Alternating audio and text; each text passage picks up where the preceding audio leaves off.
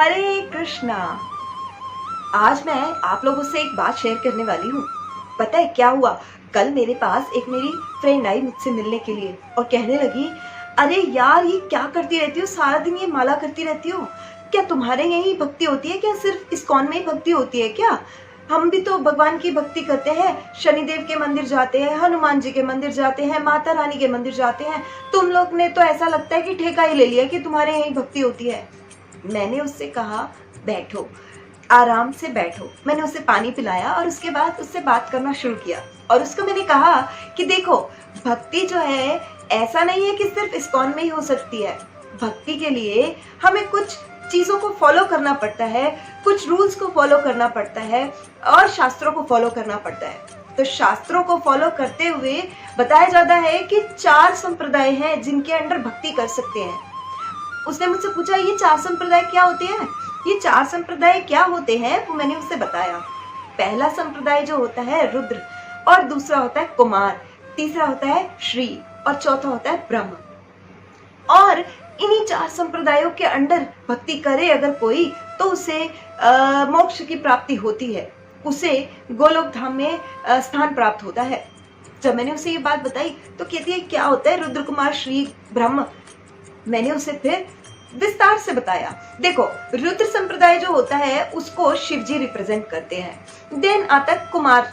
कुमार संप्रदाय को 4 कुमार रिप्रेजेंट करते हैं जो कि ब्रह्मा जी के ही पुत्र हैं। और उसके पश्चात श्री संप्रदाय जो है वो लक्ष्मी जी रिप्रेजेंट करती है और जो ब्रह्म संप्रदाय है वह रिप्रेजेंट करते हैं ब्रह्मा जी।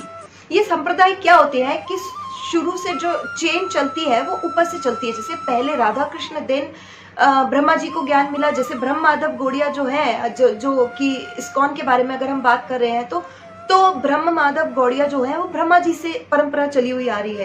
तो पहले राधा कृष्ण होते हैं, देन ब्रह्मा जी को ज्ञान प्राप्त हुआ, फिर ब्रह्मा जी ने व्यास देव जी को दिया, व्यास देव जी से आगे आया, फिर उसके बाद ऐसे करते करते करते चैतन्य महाप्रभु के बाद फिर छठ गोस्वामी के बाद हमारी पूरी गुरु परंपरा के बाद फिर हमारे प्रभुपाद जी। तब जब ऐसे ये पूरी चेन नीचे तक चलती हुई आ रही है, अगर हम इस गुरु परंपरा में शुरू से लेकर एंड तक हमें मालूम है और उसके बाद वो पूरे शास्त्रों को फॉलो करते हुए हमें रूल्स एंड रेगुलेशंस बताते हैं कि आप भक्ति ऐसे करो और ऐसे नहीं करो, तभी हम भक्ति कर सकते हैं। तो जहां भी आप भक्ति करते हो, ऐसा नहीं है कि इस्कॉन में ही भक्ति कर सकते हैं। देखो, अगर आपने जहां भी भक्ति करनी है तो इन 4 संप्रदाय के अंडर ही भक्ति करो। और जब हम इन संप्रदाय के अंडर भक्ति करते हैं तो अल्टीमेटली हमें ये पता लगता है कि पूरी परंपरा क्या है, पूरी चेन क्या है, क्या वो भगवान से जुड़ी हुई है या नहीं जुड़ी हुई है, या ऐसे ही किसी ने क्रिएट किया एक ऑर्गेनाइजेशन और हम उसमें कनेक्ट हो गए।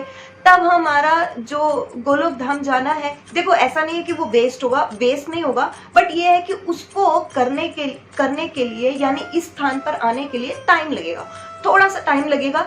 लाइक हमें जाना है आगरा और हम जा रहे हैं, हम दूसरी तरफ से घूमते हुए कहीं और फिर उसके बाद हम आके मथुरा रोड को ज्वाइन करते हैं एंड देन हम आगरा की तरफ बढ़ते हैं। तो पॉसिबिलिटी है, मगर अगर हम देखो, हमें स्ट्रेट मालूम है, हम यहाँ से रोड पकड़ेंगे, सीधा मथुरा रोड पकड़ेंगे, सीधा हम आगरा पहुंच जाएंगे, है ना।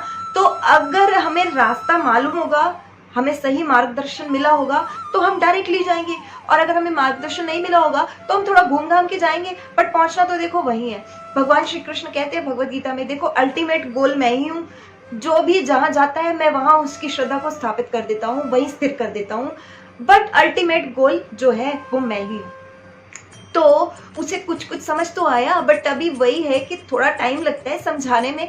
थोड़ा सा समझाया है उसको, धीरे धीरे समझ जाएगी। तो आप लोगों को क्या समझ आया कि भक्ति सिर्फ इस्कॉन में नहीं होती है, इस्कॉन में भक्ति करते हैं, मगर शास्त्रों के अनुसार यदि किसी और संप्रदाय में, यानी जो 4 संप्रदाय में बताया, क्या क्या बताया था, रुद्र, कुमार, श्री और ब्रह्म।